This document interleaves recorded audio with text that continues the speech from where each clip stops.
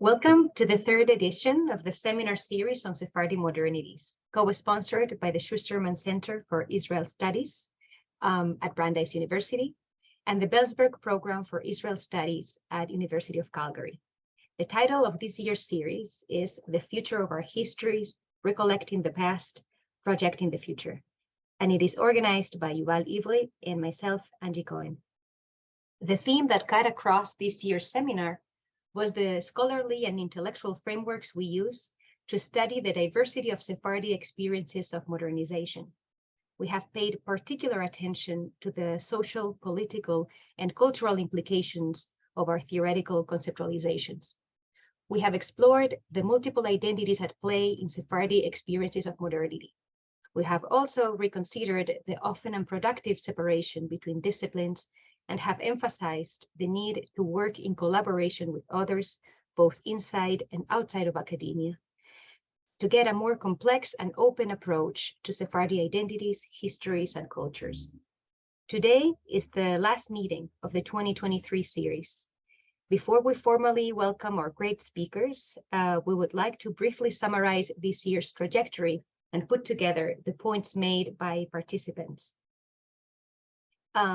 We do this because, as we have said in the past, we see this space as a workshop where we all work together to respond to the question of how to study Sephardi modernities and what these experiences may tell us about Jewish history and culture, and in general, about processes of modernization and the place of the past in them. Therefore, the contributions of speakers are part of this collaborative thought process. This year's series was inaugurated by Ella Shochat in dialogue with me, Yuval Ivri. We spoke about multiple beginnings, the constructed nature of origins, and their function in certain histories. Through the case of 1492, which marks the expulsion of the Sephardi Jews, the fall of Granada, the Reconquista, and also the conquest of America, Shochat discussed how these events are often examined separately, thus separating Jewish and Muslims' history in Iberia al-Andalus, and omitting the impact that the Reconquista and its phobic ideas about Jews and Muslims had on the ideological apparatus of the Spanish colonialism in America. Finally, Shochat advocated cutting through the limitation of area studies to formulate ideas and travel through knowledge. Yoram Metal was the second speaker of the year, and he approached the question of the origins within the larger question of heritage. He looked at the case of Egypt and the renewed interest in the country's Jewish past. He placed the nostalgia for the Jews and their absence in today's Egypt in the context of the present political and social reality of the country, and more specifically in the context of the civic uprising of 2011, part of the Arab Spring. Metal's lecture referred to the diversity of Egypt's origins and heritage, and the work of currently tiny Egyptian Jewish community to turn Egyptian Jewish history into the part of the general population's heritage as Egyptians, and not just a relic of history. The material history of the Egyptian Jews is, according to Metal, a sort of a living archive, an archive that continues to be filled by local cultural products and discourses that keep in adding to their share to the preservation of Egyptian Jewish memory. Ital Belinko-Saba was our third speaker, and she spoke about Judo-Spanish tales and proverbs, emphasizing the importance of crossing linguistic, literary, and folklore research methods in order to understand how we interpret these narratives in the absence of audio or video recordings. She referred to the nostalgic use of these proverbs and the feeling of loss among speakers and researchers due to the lack of proper recording and diminished use, which in turn speaks to our limitations to fully understand these pieces of our collective past. Her talk zoomed into the case of proverbs and tales in order to make a more general point about the mediated nature of our relationship with our past. The fourth meeting of the seminar was a dialogue between Aviad Moreno and me, about Spanish Moroccan Jews and their diasporas as a case study of the concepts of modernity and tradition. Moreno approached modernity as the context in which tradition emerges as a concept. Modernity creates the need to represent our identities and provides the concepts we must use to describe who we are. He expounded on the dialectical relationship between identities and migration and how the Spanish-Moroccan case shows a community marked by transnational migrations and returns, a community whose center was, in many ways, a migratory one. Moreno and I discussed the relation between memory and migration in the context of the Israeli reception of Moroccan Jews and the development of a new ethnic identity. The themes of memory, heritage, and the uses of the past have cut across the different discussions presented here this year. When we asked our presenters to share their ideas on the theoretical and methodological frameworks of their research. One of the conclusions we draw is that very often to think about our past is in fact our way of imagining our future and setting the path to it. We now turn to our wonderful two speakers who have been very patient with our long introduction. And we are really super excited and honored to have two of the leading scholars and musicians of Sephardi, Israeli, and Middle Eastern Jewish music. With us today is Professor Edwin Seroussi and Yair Dalal. The title of their conversation is Sephardi Musical Modernities, Listening to the Past in the Future. And you will see that it's very much connected to the theme of the series that we just described. And I have to say on a personal note that I'm very excited because Edwin was my teacher in my master's degree many, many years ago, more than 20 years ago at the Hebrew University. And since on, I'm of course, following his work, and it's definitely his groundbreaking work on Mizrahi music and popular music.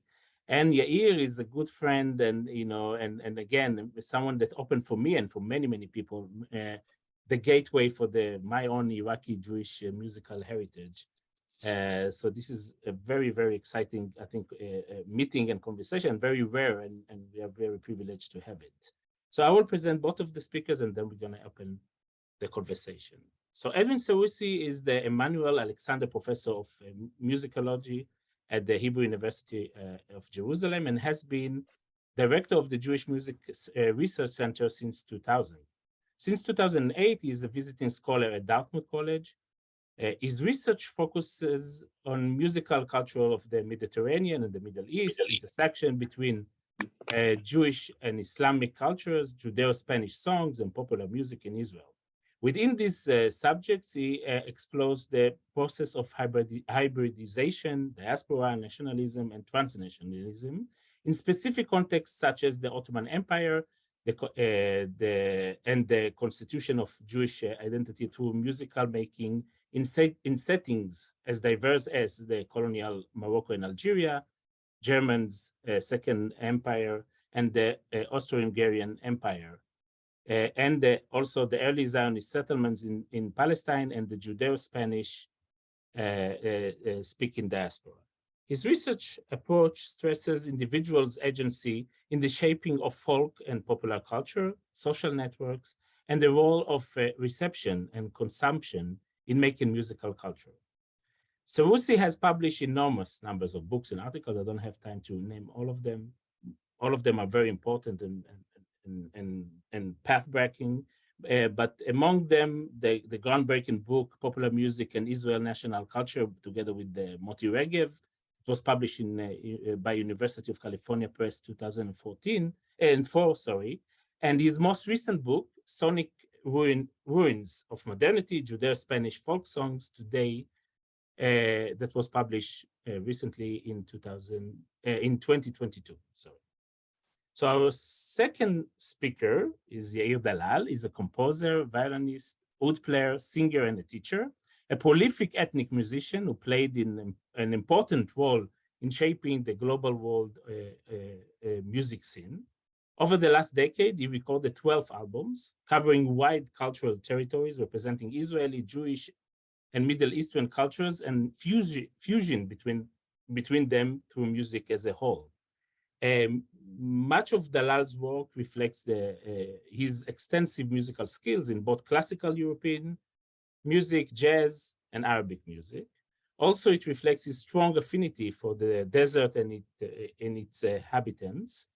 Dalal's family come to Israel from Baghdad, and his Iraqi roots are embedded in his musical work.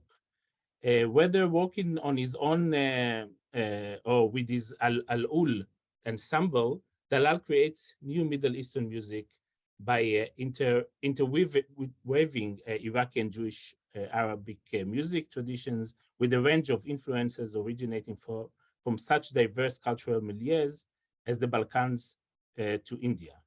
Dalal's lectures in various musical educational institutes and universities in Israel and worldwide. Besides his musical endeavors, Dalal is a peace activist, devoting much of his time to building bridge of understanding and creativity between Jews and Arabs, very much needed today. Dalal has won several Israeli awards, including acknowledging his music and his contribution to Israeli music. He recently won a Lifetime Achievement Award 2021 on behalf of the Israeli Ministry of Culture. He also nominated in 2000 for a Grammy and by BBC World Music Awards in 2003 for his musical achievements as Best Musician from the Middle East.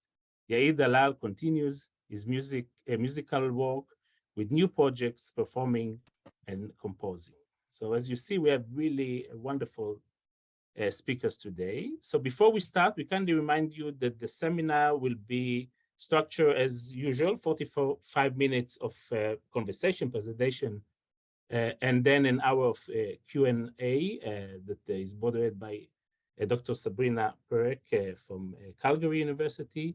You are welcome to write your question there. If someone wishes to open their microphone and ask the question, you are more than welcome to do so, but just make sure that you let us know on the chat and wait for your turn. So without further ado, I'm giving the floor to Edwin and Yair.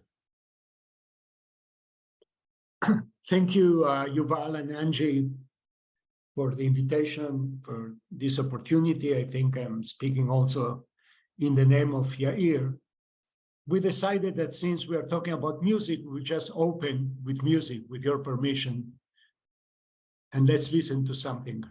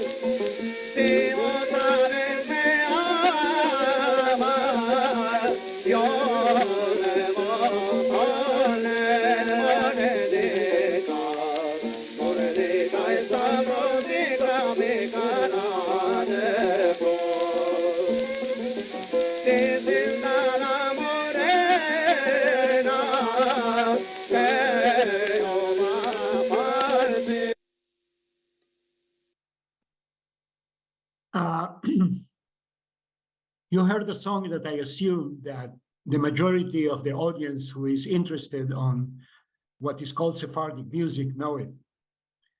But you may have noticed that this is not the version of the song that everybody knows these days.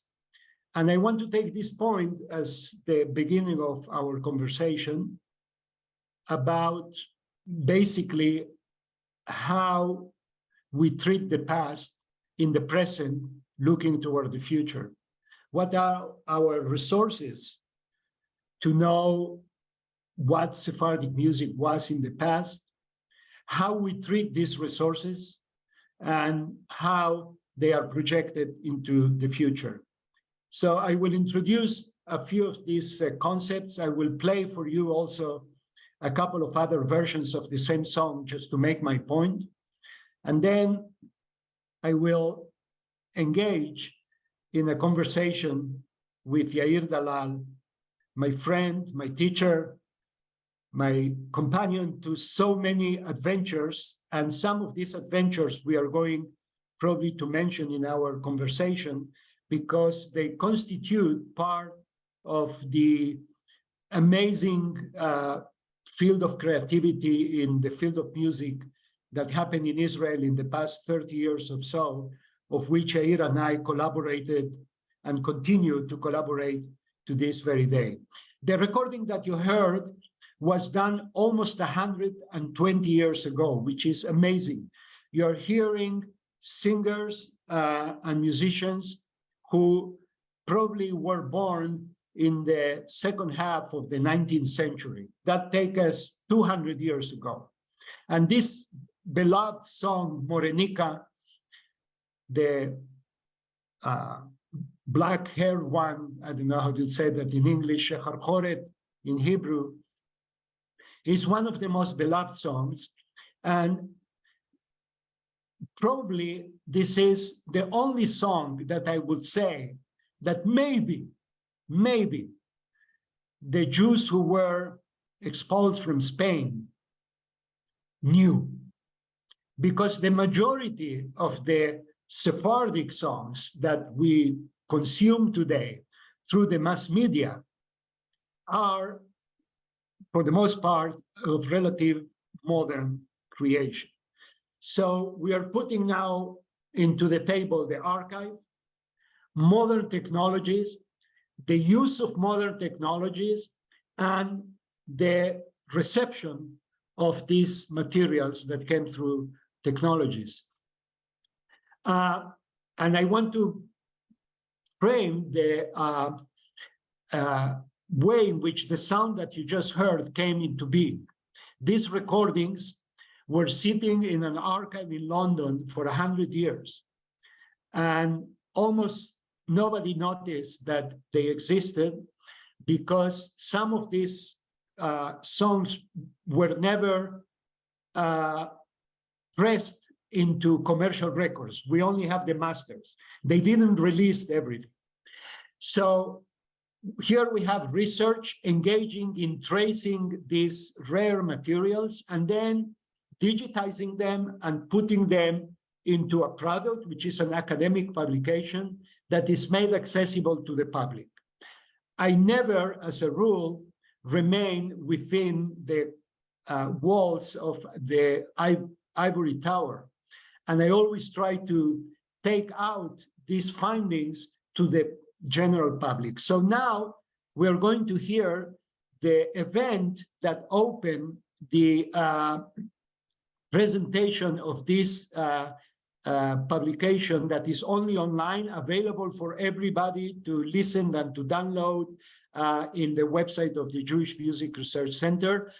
We had a concert with another colleague of mine and of Yair too, Adas Pal Yarden, in the framework of the Wood Festival 2 years ago. And you will hear how the song is performed today in Israel. Bear in mind that I asked the musicians to perform on the basis of the performance that we hear in the historical recording, but they didn't follow my orders, as you can hear.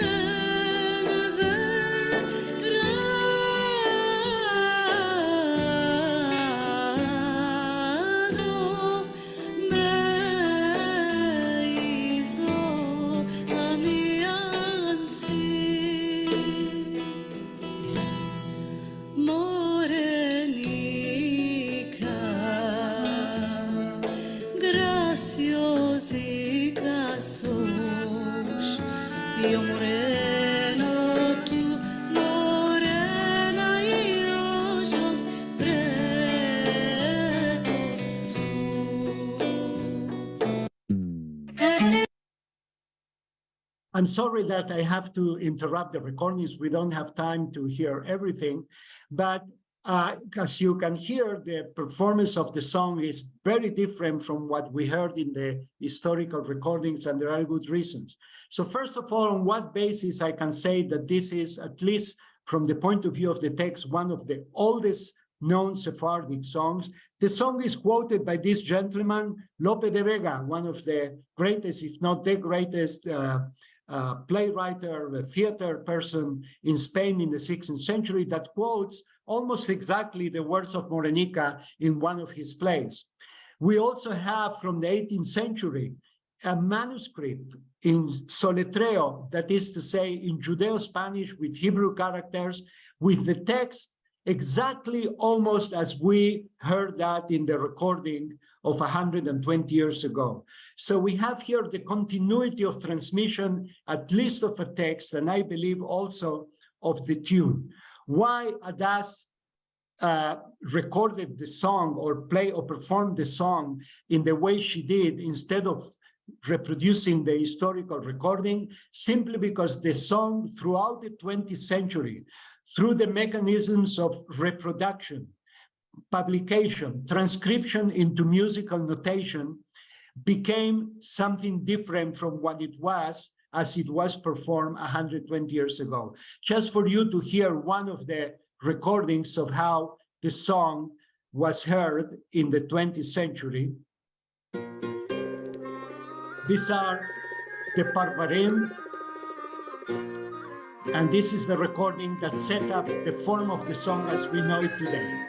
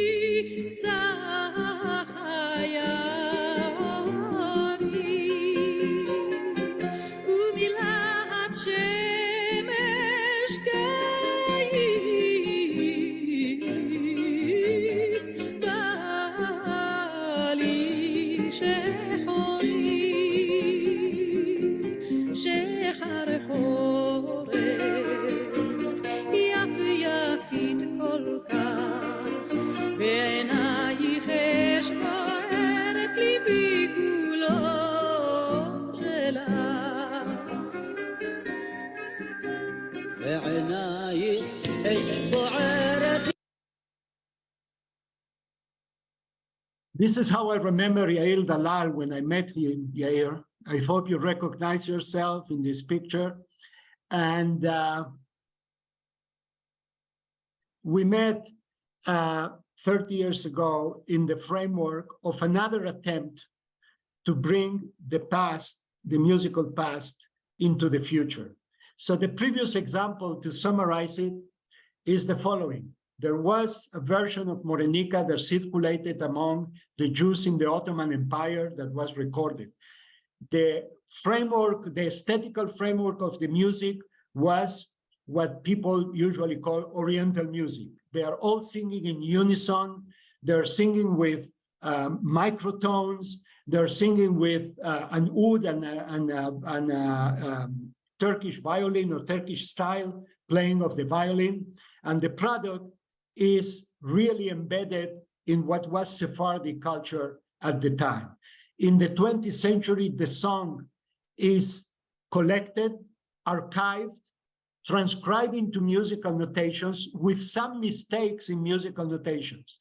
And people learn the song not from the oral tradition or from the regular transmission, but from the transcriptions. And this is why the song became what it became. And this is why even Adas Palyarden, who is a Turkish trained musician, could not avoid the modern version of the song. So I'm very proud that we brought the archive back into circulation so that you can hear Morenica as it was.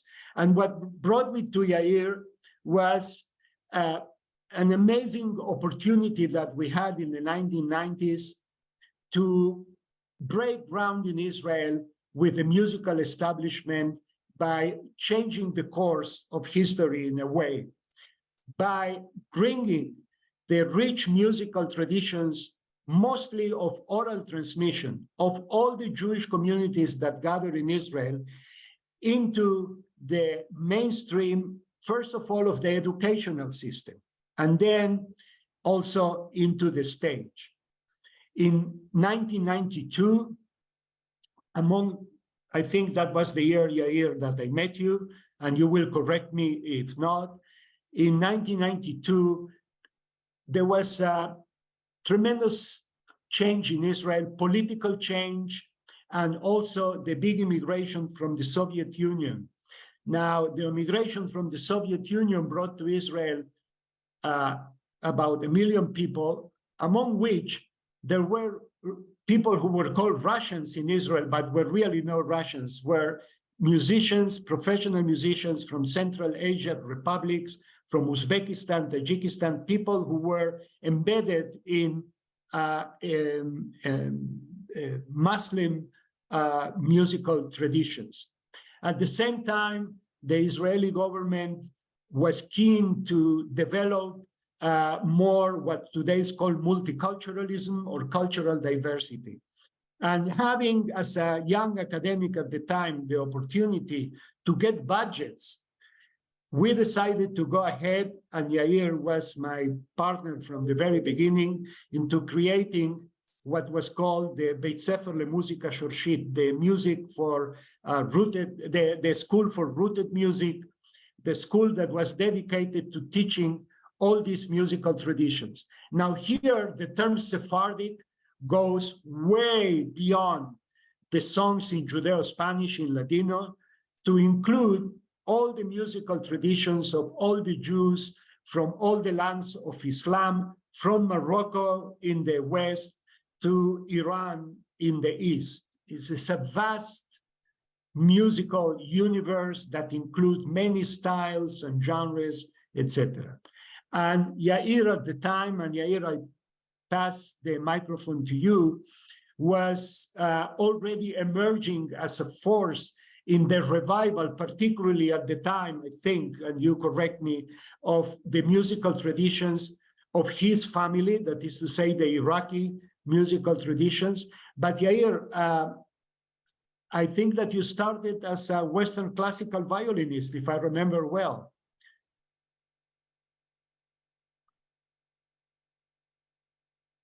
Open your mic, please. Yes, this is what I did. I didn't have any chance, you know. This is the way that we've been taught. There's no school for Middle Eastern music. Actually, you know, Edwin, and everybody knows that the melting pot of the 50s and the 60s in Israel, the cultural melting pot, they call it melting pot, but actually they wanted to make it Western culture pot. I mean, classical music, classical rock and pop, songs, let's say, folk song from Russia, folk songs from America, and almost nothing from the East. Although there was like Bracha Tzfira that started to do that, and some Aviva and what his name? I forgot his name. Elia. And even Shoshana Damari, when we hear Shoshana Damari, which is amazing, she was accompanied by Western harmony. And even her Yemenite song, where most of them were accompanied by Western harmony and not unison as we know it should be. Part of the sound is the unison, and part of the sound is actually the ethnic, the authentic instrument, which will not exist at all in the 40s, 50s, 60s, not at all. And even here, when you hear about Morenica, it was Esther Ofarim, by the way, not the Barbarim. The Ofarim, yeah, that's true. the Ofarim, yes. And The the Ofarim, Esther not the Ofarim, Pavarim. Yeah. and the Ofarim, when she sing it with harmony. She's Yeah, not singing right. it with unison. Yeah. There's no oud Yeah. there. There's not nai there. There's no clarinet. And we change a lot since the 19. Edwin, thanks to you also. Something shifts in the Israeli musical culture, and the melting pot, if I can say, collapsed, and suddenly came a lot, all those traditions that we kept in our home, in our house, in our parents' house, came out. Yair, may I ask you, still, there was, first of all, an Oriental music or Arabic music orchestra in the Israeli radio. Yes. There were immigrants, amazing musicians, of first-rate musicians who came from Iraq, from Egypt, from Syria.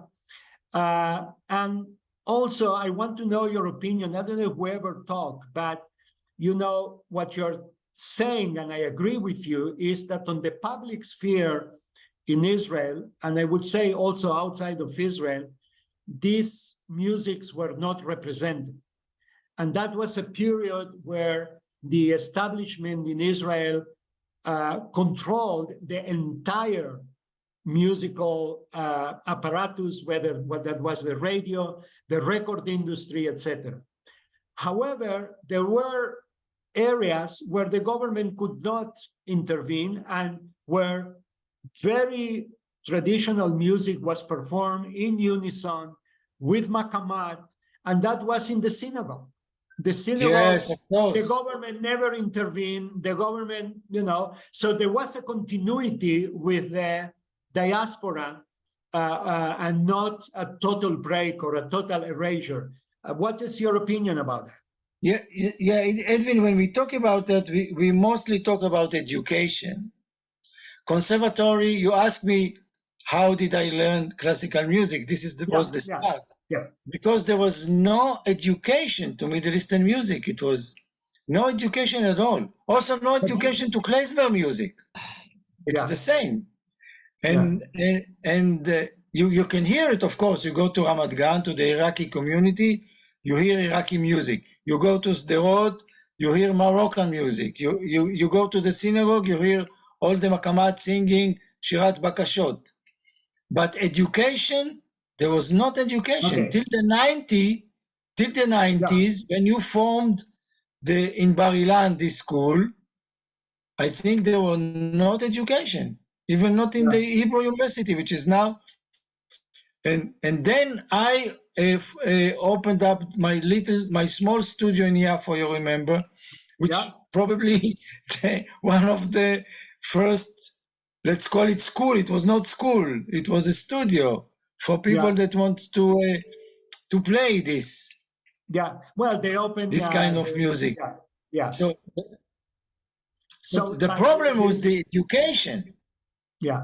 So you're talking about the educational system, the formal educational system, and I agree with you 100%. Yeah, but also in terms of budgets for the arts. I can remember, and this is important for this conversation here, how the Andalusian Orchestra of Israel came into being. Also on the very same year, Yair, that we started, I was called to the Minister of Education because this group from Ashdod, who started to gain a lot of political clout, they went to the Ministry of Education and Culture. They say, we want money for an Andalusian orchestra, an orchestra that plays Moroccan Jewish music. And the poor people at the Ministry of Education and Culture, they had no idea what they are talking about. So they discovered that there is this young scholar at the University of Bar Ilan who may know something. So they asked me, should we give these people money? I say, yeah, give them money. However, and this is important, I told them, just condition the money so that they will have whatever they want as a new orchestra, because what they wanted was a philharmonic orchestra of Oriental music. So their concept of what art is was the philharmonic orchestra. And I said, keep also the traditional ensemble without harmony, without the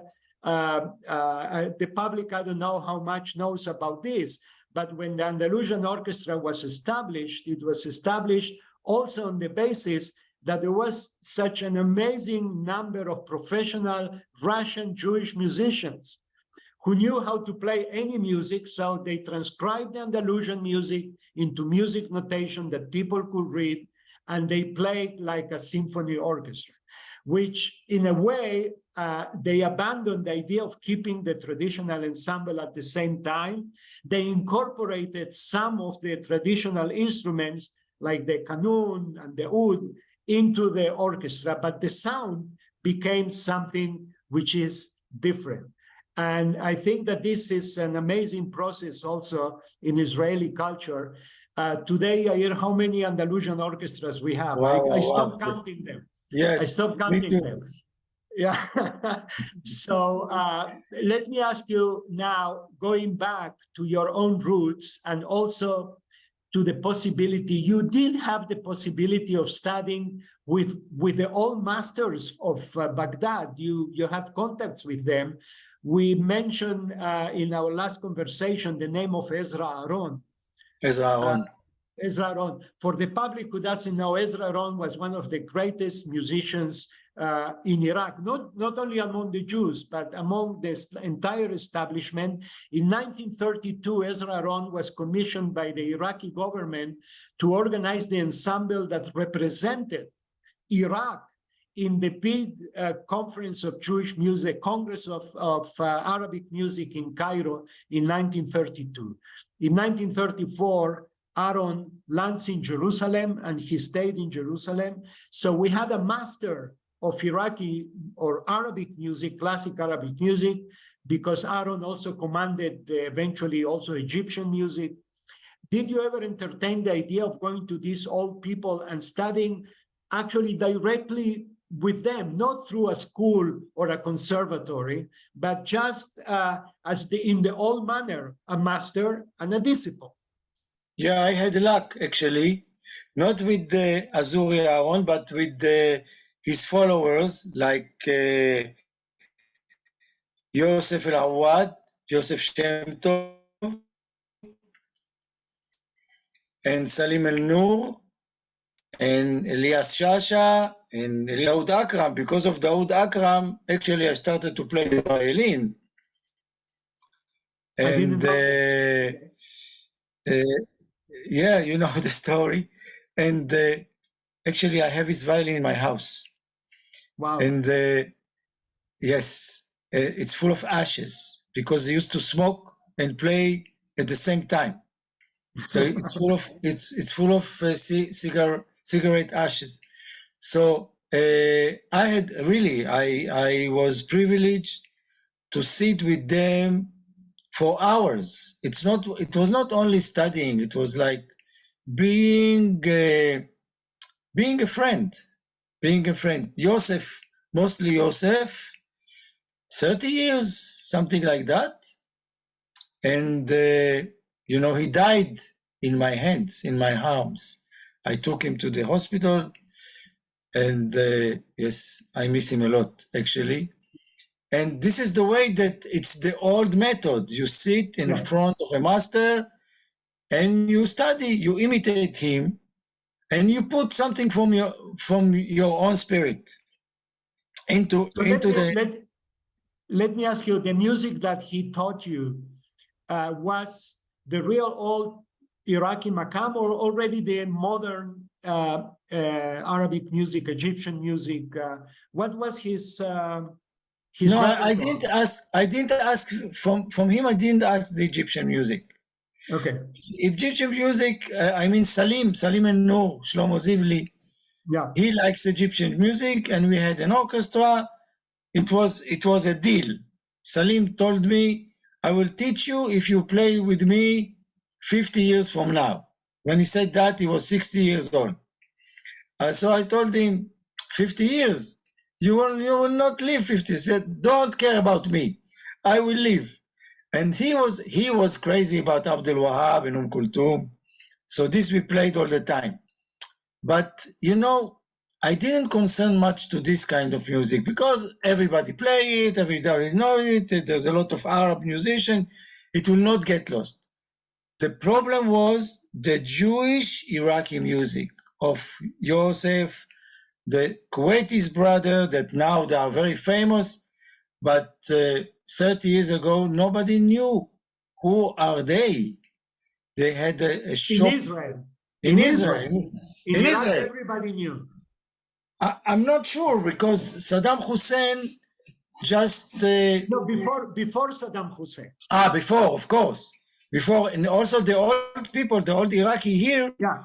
they knew about them, but the public in general, they didn't know. Even now, Dudu Tassa, his grandson, he didn't know about his grandfather. He didn't know. So I was concerned about this kind of music. Yeah. All this So let's- Jewish composition in songs that were composed by Jews and also the Maqam system. I was afraid, I really was afraid that we will lost it. And you know, they passed away. We can see it in the film, Baghdad Bandstand. They passed away with the feeling that they are the only one, that nobody will go. It was in the last minute that something just, I know, it potets, blow up. Blow up. Yeah. Yeah. Yeah.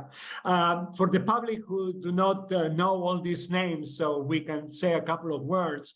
The Kuwaiti brothers, Daoud and Saleh, were two of the most famous, again, Iraqi musicians in Iraq in the 1930s and 40s until their immigration to Israel, like absolutely the absolute majority of Iraqi Jews who moved to Israel in the late 40s and early 1950s.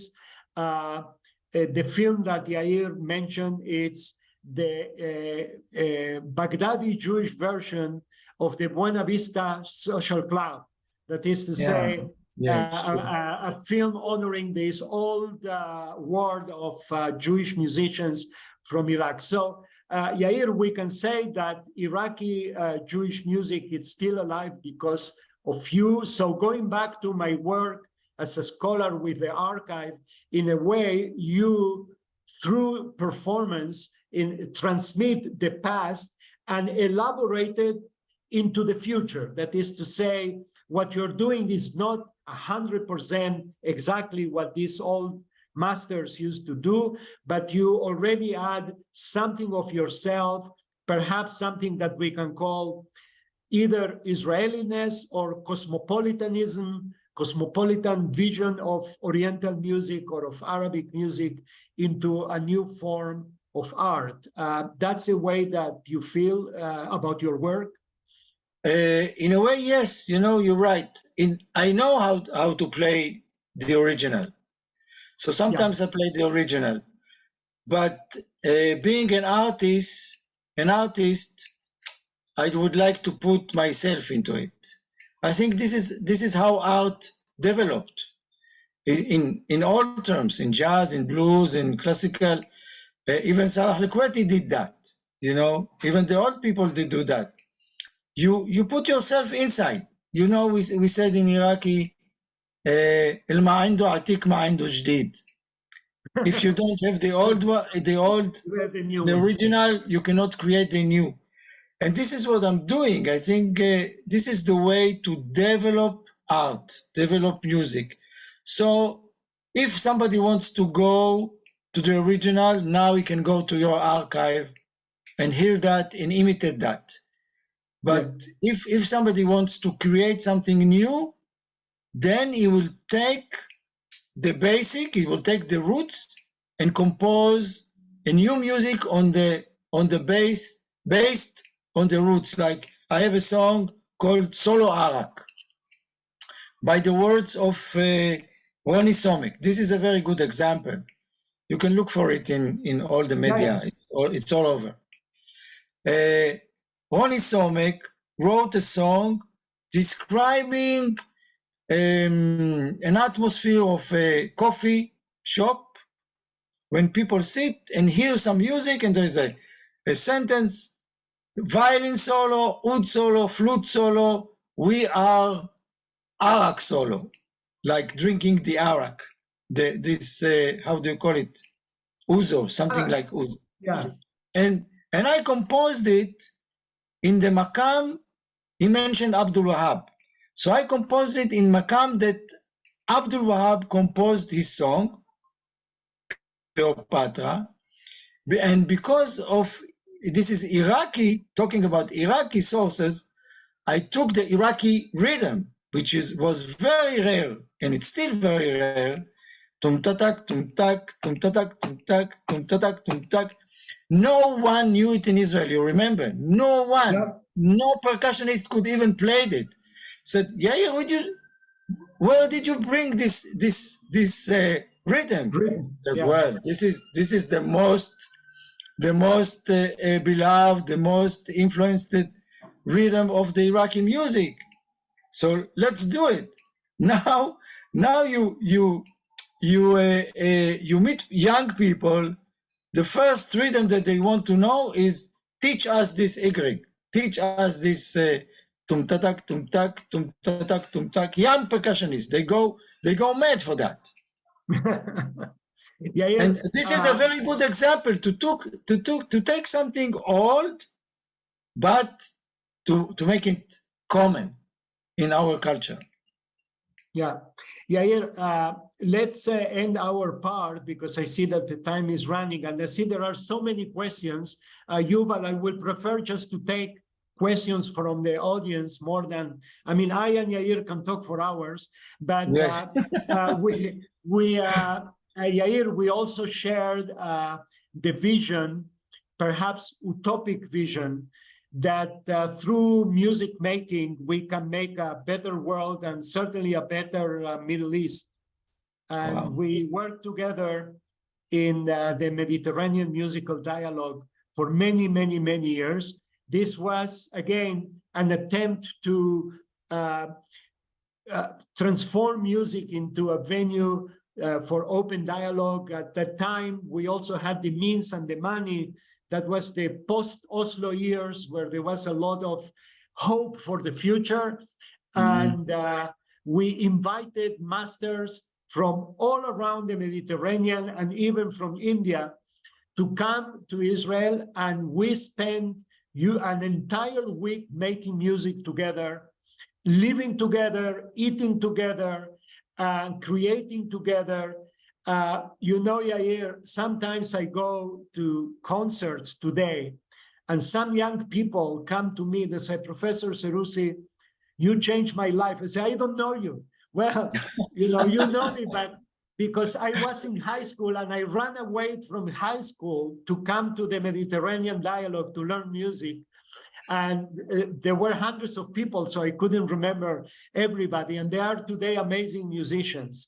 So Yeah. in a way, and you are really, I would say, one of the prophets of this belief that music can change society, can change human attitudes. Do you still believe in that? I still believe, and I do. I dedicated myself to that. I cannot run away from this. I cannot run away. And I just told you that I have a phone call. I had a phone call from Baghdad, from Muhammad Gomar 2 weeks ago. It's Iraqi musician, Muslim, Shi'i.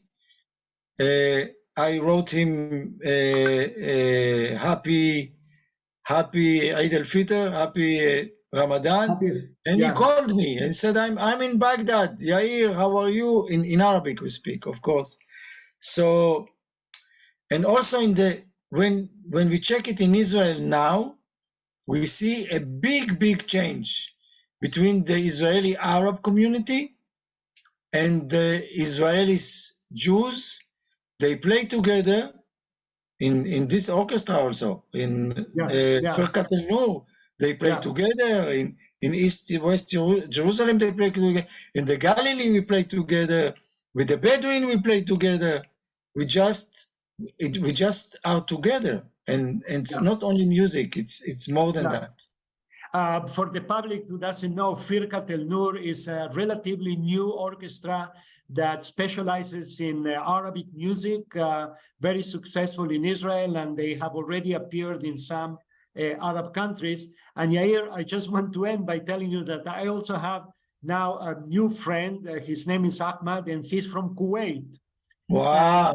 And believe it or not, this man is a scholar, so we communicated through scholarly venues, and he helped us to find some of the recordings of Ezra Aron from the 1920s that we could never put our hands on, and now we can hear Ezra playing in the 1920s, which is amazing.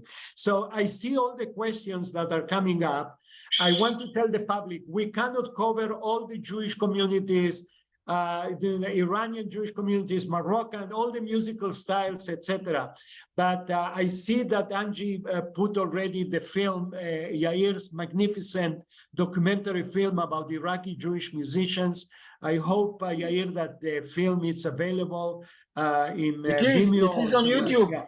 You can see It's it on on YouTube. Okay, yeah, and so you can watch it. So, Yuval, with your permission, if you want to tell us what the questions are, they were all popping up. I couldn't read all of them. So Sabrina is gonna Yeah.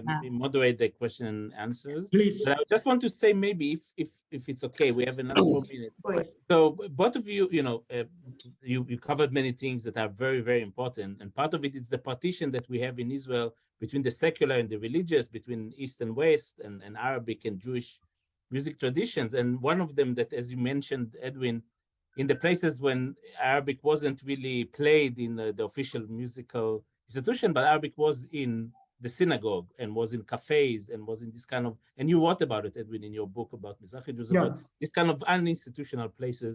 So if you can hear, you did a wonderful performance of Rabbi Israel Najara, Ya Ribon Alam.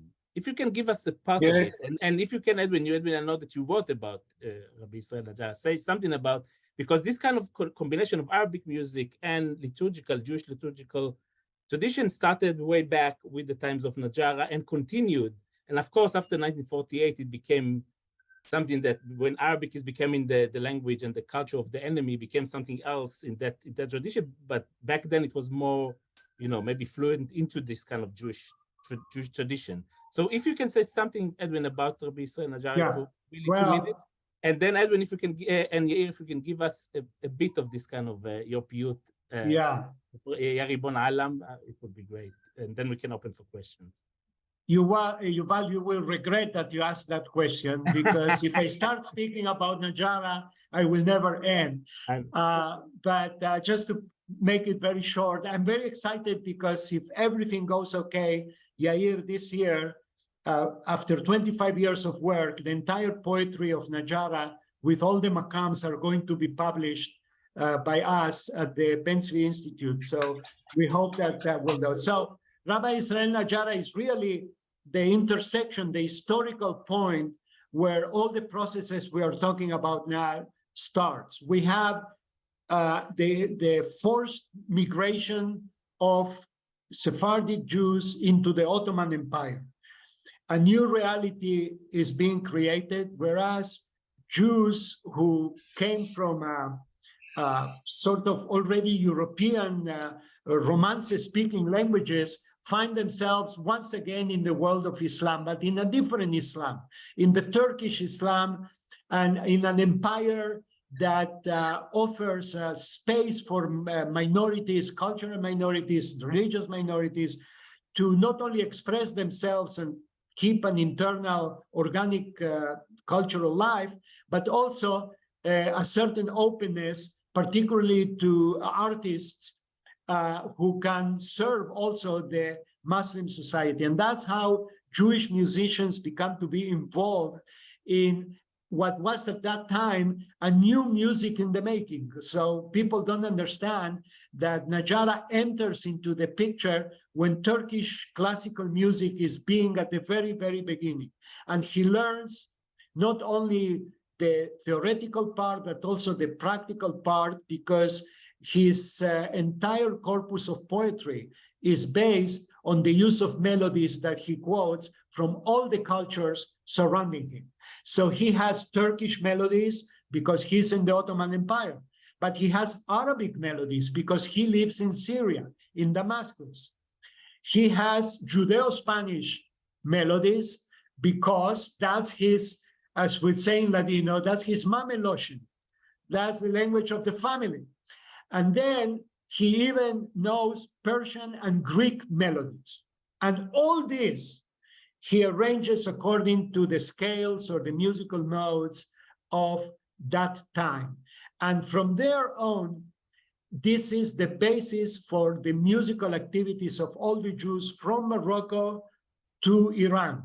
In every community, they employ the musical tradition of the area, but the idea of setting all the Hebrew poetry and the Jewish liturgy to the music, to the best possible music of the surrounding starts there, and it never stopped to this day. So what Yair is telling us about Iraq, of course, Baghdad was always a metropolis of Jewish culture. So what we have in Baghdad is the local Arabic Baghdadi Maqam, who took place, who, by the way, is a combination of Persian and Middle Eastern music, and is very specific to this community, but they sing Najara's poetry to the Iraqi tunes. So Yair, you were asked about your version of Ya Ribon Olam. By the way, in the original Ya Ribon Olam, published in 1587 in the book Zemirot Israel by Najara, published in Tzfat, the melody is an Arabic melody, Ya Ribon Olam. So there was an Arabic melody that sounded very similar to the words that Rabbi Israel Najara put that in Aramaic, which is also very interesting. Writing poetry in Aramaic connects this to the circles of the Zohar, to mysticism, not so much to the common Hebrew poetry. So it's an amazing data that we have today, that Najara originally already set his most famous song to an Arabic tune that he learned probably, Yair, from one of the villages around Aleppo or Damascus. Yeah, Yair, well, I have to say something, you know, when I started to play Ya Ribon Olam, I played it because my grandfather played it, or not played it, he sang it all the time. he sing it. So I want liked to it hear very, how he sing it. I want to hear. I liked it very much. And then I decided to record it. And I think it was the first piyut that was recorded on, on a public record, that published by a French company, Al-Sur. And because of this song, this song is so powerful that maybe because of this song, all this Chibat Piyut and, Yossi, what is his name? Yossi Ochana. Yossi Ochana and me met in Berkeley when he was there, and I performed this song, and he said, Yair, I'm going back to Israel, and we will form a piyut organization. You remember we met in Beta Confederacia. So I started to play Ya Ribon Olam. Yair, I can tell you how he came into that idea, because we had a previous conversation also with Dr. Meir Buzaglo, and we were talking about piyut. How can piyut serve as a bridge in Israeli society? And I said, listen, what is the most common Israeli cultural expression, traditional Israeli, Eretz Israeli? He said, Shira b'tzibur, sing-alongs. singing along. I say, okay, so why the sing-along has to be only with these Hebrew songs? Let's do it with piyut, and that's With the piyut. beginning of Keilot. That's the beginning of the singing communities, Keilot Sharot, Shira Betzibur of traditional music. Yeah. So Yaribon Alam shortly.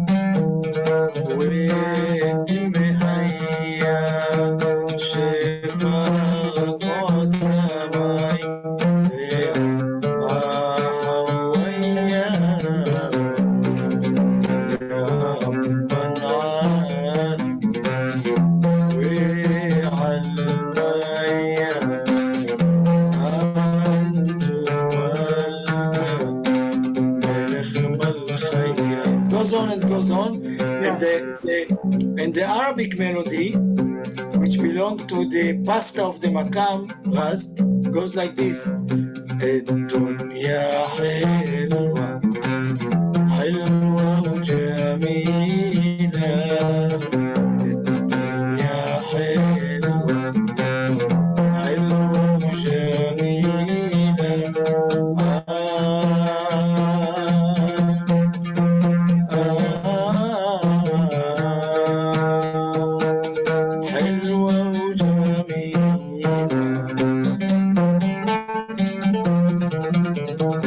It's nice. It's amazing melody.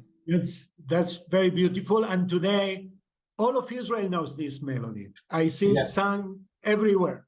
Yeah, Yaribon Alam, everybody knows, but we have to take care about that because sometimes they switch the Makam Ras to Makam Ajam, make it major. Major, yeah. We can take another question, Yuval. Yes.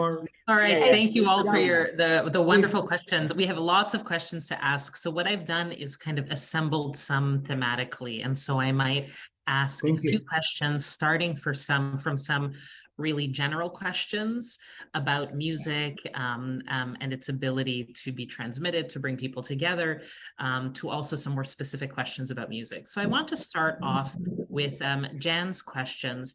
How are Sephardi musical traditions passed down currently? Can you repeat the last part? Yeah. How are Sephardi musical traditions passed down currently? have done currently? I mean, what is the How are they passed down? How do this how they new are passed down? generations Okay, no, I'm learn sorry, yeah. this music? Okay, Yeah. so for that purpose, that's one of the questions I deal with the book that Yuval mentioned, and if you can just put that on the chat, you can see there. That's a very important and interesting question.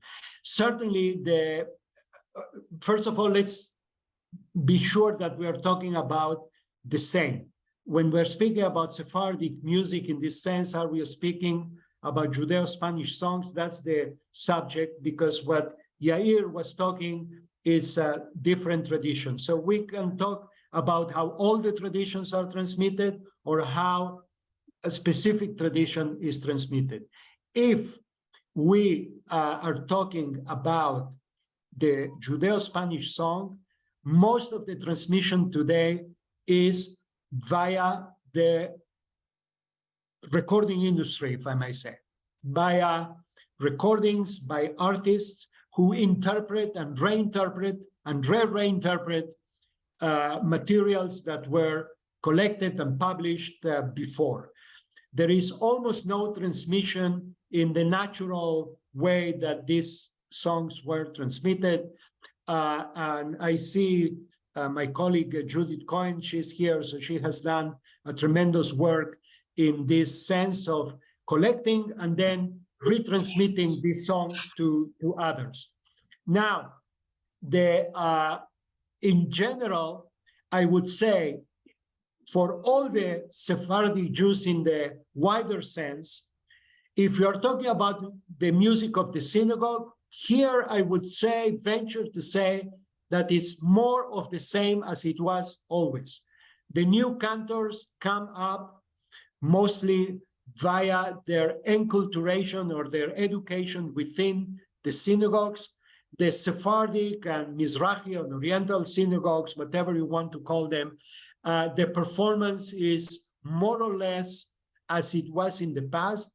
The only updating is sometimes in the repertoire, because the system of performing the liturgy allows for the inclusion of new melodies. So sometimes the most modern Arabic favorite melodies of the people in the congregation are embedded into the liturgy, but the liturgy is still performed only by, as Yair mentioned, by vocally, in unison, and based mostly on the musical modes of Arabic music in the different styles. So in the synagogue, we do have a continuity of transmission, even though modernity has also created formal frames for training Chazanim, and I think, Yair, that I don't know if you have taught Chazanim too, Makam, but there are schools in Israel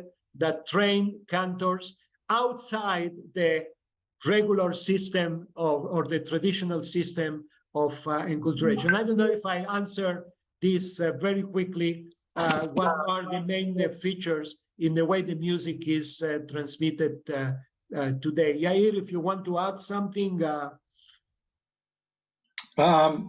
this, the Chazanim, you say true, but you know now they even established a new style in the 50s or in the 40s, which is called Sephardi Yerushalayim. Yeah. Which is a combination between Syrian, Iraqi. So even there is a progress. Oh yeah. No, we are talking about transmission, not about progress. As I said, okay. When I said that the people can include the new songs by Kulthum or Abdul Wahab into the Jewish liturgy, there is all the time a process of modernization in a sense of the repertoire. But the performance practice is tradition. The same like it was. Tradition. Yeah. Yes. I'm going to move on to another question.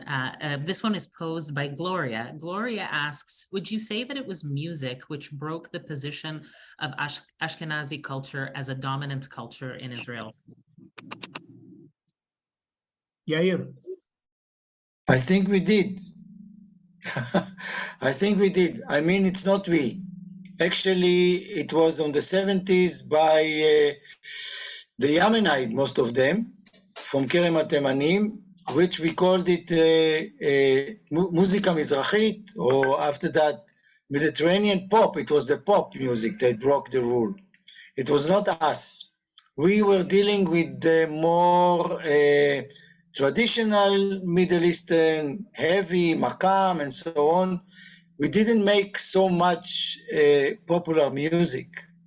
We were not so, they called us world music. They didn't know how where to put us. So they put us in a box of world music, which is, for me, it was upsetting because I'm not a world music. I'm maybe a world music for the world, but not for Israel. But the pop, actually, the Middle Eastern pop, this kind of music broke the rule of the Ashkenazi. It was a big struggle. It was like it was a culture war. I mean, it's a long way to talk about it.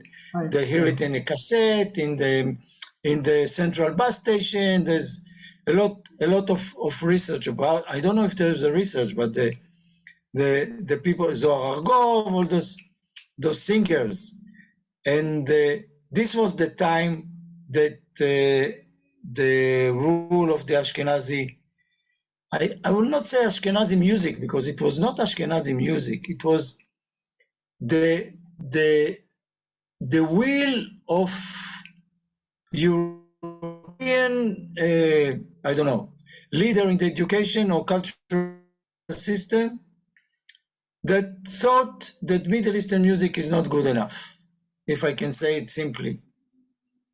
Yair, I agree with you, but I would like to put a little bit of a scholarly nuance in what you're saying. Yeah, please do. That I agree on the point that the breakthrough of what is called Oriental music, I also hate the term, but we don't have a better one now, came through popular music. It's true that many of the stars of the 70s and 80s came from the Yemenite Jewry, and this is an interesting phenomenon in itself. However, I think that what you're talking about is basically the soundtrack of the Zionist movement. The Zionist movement aspired to create a new music, as it aspired to create a new Jew. It aspired to create a new music, which was based on European music. However, there were many, at least Orientalist leanings to paint this new Israeli music with something that will be a little bit different from mainstream Israeli music. If you think about many of the songs, even that Vilensky wrote, that he tried in a way to create some language that will be beyond his Polish tradition. And the same for many other composers. And Mordechai Zeira is a good Mordechai Zeira and many others that created a sort of a new Israeli song. And that was the repertoire that had the monopoly on the airwaves of Israeli radio in the 50s and in the 60s. These were the songs that Amorales Zimra used to teach the kids in the school. So I think that there was not a total rejection of the Orient, but it was a way of domesticating some Oriental language in music to make it part of a general Israeli culture. And I agree with you that this project did not succeed because of two forces. One, from the inside, that's what I define as multiculturalism, as the rise of the politics of identity in Israel that demanded going back to the past, as the seminar is talking, looking back, not rejecting the past, but using that to create the future, but also from cosmopolitanism, from the forces that came from the outside. This is the rock, the general music that also erased in its own way that traditional Israeli music that now is sort of a nostalgic repertoire, Shirei Eretz Israel. These are the music of an Israel that doesn't exist anymore. And it doesn't exist anymore for sure. So this is my take on what you said. I agree, but we have to put that into more nuanced framework. Let's go ahead with. The next question comes from Tarek, who is wondering, what is the difference between the way that Andalusian music exists now in Morocco and the way that it does in Israel? Or what are the existing connections or differences between North Africa and the Middle East and Middle Eastern traditions and contemporary Israel? Thank you very much, Tarek. I think that's a very interesting question. And I will answer the question with an anecdote. In 1995, I visited Morocco for the first time with a big delegation from Israel. The first city we went was to the marvelous city of Marrakesh in the south. And Yair, some of the people you know came with us, musicians, particularly Rabbi Atiyah came, Zichrono Livracha, blessed memory, and others. And there was a concert in the opening evening, and we just came on that day. I said, how are they going? They invited a local Andalusian orchestra from Marrakesh, and the Paitanim, the singers, the Hebrew singers came. Said, how this is going to work without the rehearsal? So before the concert, I see them talking. The concert started like they lived together all their lives. This answers you the question of what is the difference between the Jewish repertoire and the Muslim repertoire. There is no difference. However, there is an Andalusian Jewish style in the synagogue that is unique to the Jews. And it's unique in a sense that is, first of all, vocal. It doesn't include musical instruments. And it has certain modalities that are lacking from regular Moroccan Andalusian music. And this old Hebrew Andalusian music, as I call it, Musica Andalusit Ivrit, in the renaissance of the connections between Israel and Morocco in the past 20, 30 years, gained a cloud of being the old Andalusian music that the Arab public forgot. And this is how, Yair, Rabbi Atiyah used to go to Morocco to teach the sheikhs the music of some tunes of the synagogue, with the sheikhs themselves believed was the older layers of Andalusian music that does not exist anymore in the present day repertoire. So I don't know, Tarek, if that gives you all the answer, but certainly the Andalusian orchestra in Israel, the way they play Andalusian music is, of course, a little bit different than in Morocco. The tunes are the same, the rhythms are the same, but the orchestrations in Israel tend to be a little bit more modern, European in a way. Sometimes they put some harmonies there, but basically a young generation of Moroccan Jewish musicians from Israel go every year to festivals in Essaouira and in Marrakesh and everywhere, and they are stars. They are accepted as part of the family, as will never depart. I am not idealizing or making a rose picture. I'm just picking professionals, musicians that can play together the same repertoire. Great, thank you. We'll move on to sort of the next topic amongst many of our guests today. And there's a lot of questions that from audience members who want to know, who are unfamiliar with this music that you spoke about today, or are maybe familiar about it and want to know more, but where can they access a lot of the music that you were talking about? And in particular, there were questions about some of the archival tracks and whether they were publicly accessible, but sort of for a general audience who's interested in learning more about this topic, where would they turn to listen to the music? Yeah. Well, where do I start from? Let me tell you this: the main repository of archival materials, amazing. And Yuval, if you can just send everybody the link to the National Library of Israel. The National Library includes the Sound Archive, which as of today includes something like 65,000 hours of musical recordings. 65,000. From every Jewish community, from every place in the world. And it's important also from the non-Jewish minorities in Israel, because this is a state archive. So it includes a lot of Arabic music from Palestine, Bedouin music, music of the Christian churches in Jerusalem, etc. But it's mainly Jewish musical traditions.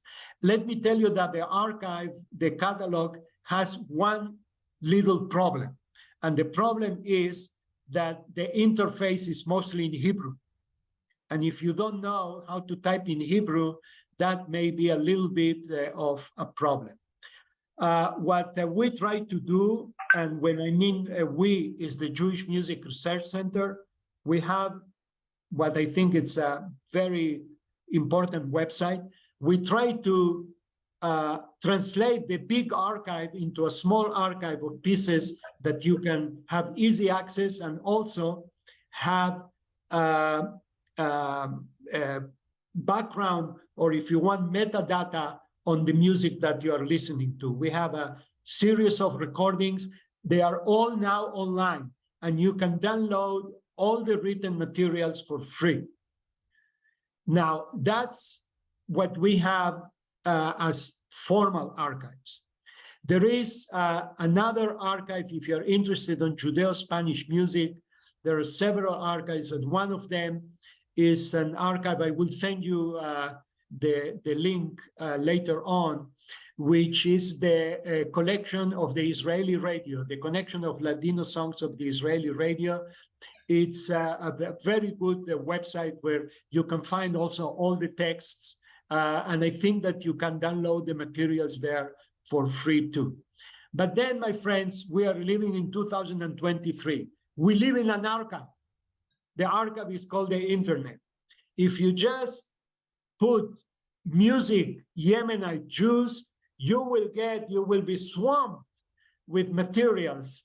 You won't have enough time to listen to even a very small percentage of that. So you have to be inquisitive.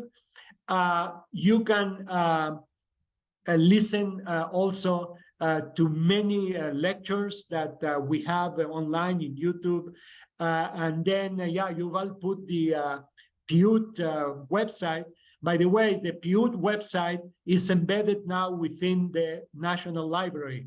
So the old website, you cannot hear the music. Only in the National Library, you can hear the music.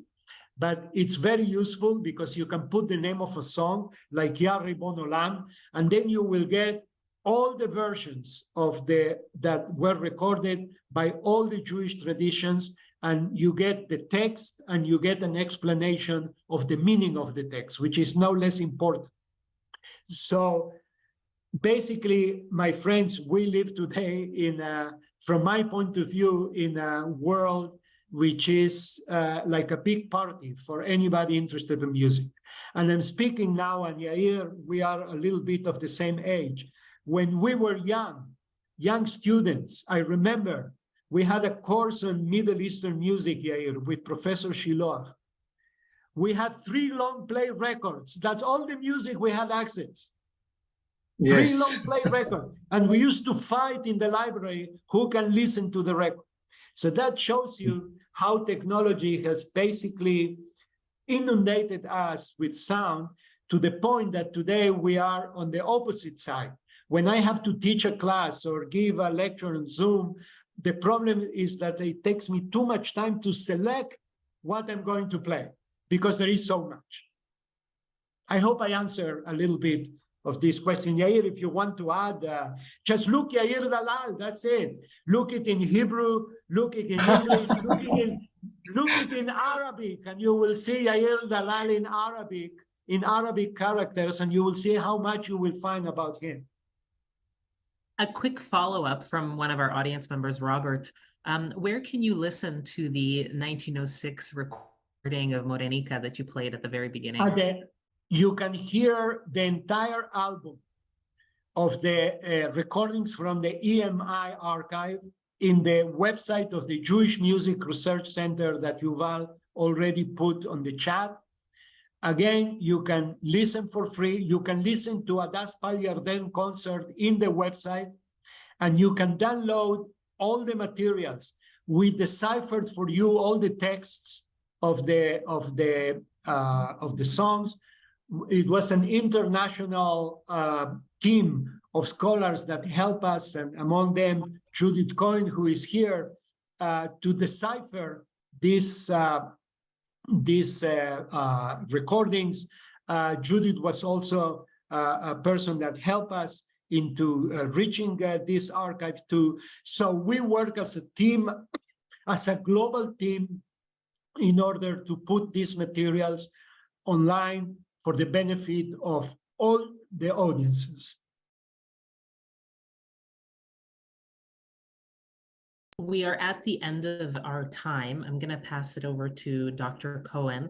Were a number of questions we were unable to address, but hopefully this has started to answer even some of the questions that we have not been able to cover today. Thank you, Sabrina, and thank you, Yair and Edwin. This was fascinating, and I know everybody wants to go on, but we really try to be respectful of everybody's time and keep it to an hour and a half. I suggest that if any of you has pressing questions, that you send it to either Yuval or me, and we will make sure to pass your questions on to Professor Cyrus and Yair Dalal, so they can maybe respond if they have time. I think, I'm sure Yuval, you agree, we couldn't have asked for a better last session for this seminar. This has been a dream. Really, thank you. Yeah, I think it was the best session we ever had. Really, yes. Two masters and teachers, and I think that this is going to be recorded and going to be posted on YouTube and will be on the archive for future students and scholars to learn. And again, I gave some links in the chat. Go and check out Yair Dalal's music and interviews and films, and of course the really extensive Edwin Cyrus's scholarly work on Mizrahi music, on popular music, on Judeo-Spanish music, etc. And thank you, Angie, for this wonderful another year of working together. Thank you, Yuval, for already like 3 years of this project that started so small and now it's become so big. Thank you, everybody. And so God willing, next year we will have a 2024 edition of the Sephardi Modernity Seminar Series. So we will reach out to you all to inform you. And again, Edwin, Yair, thank you so much for your generosity. It's been amazing. Thank you for having us. Thank you for having us. And thank you for bringing me back to Yair. I haven't seen him in a long time, and I miss him so much. So it was amazing. Yeah, we need to do it in person next time. Yes. Go and drink something. Go and drink some arak. Yeah. And as a reminder, the recording of this lecture will be available on the Schusterman Center YouTube channel, and I've put the address in the chat for all of the participants. Thank you, Sabrina. Yeah, thank you.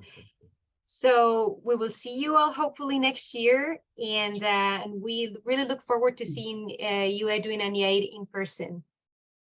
Thank you. Thank you. Bye. Bye. Bye. יאיר, להתראות, אדווין. Bye. Bye, guys.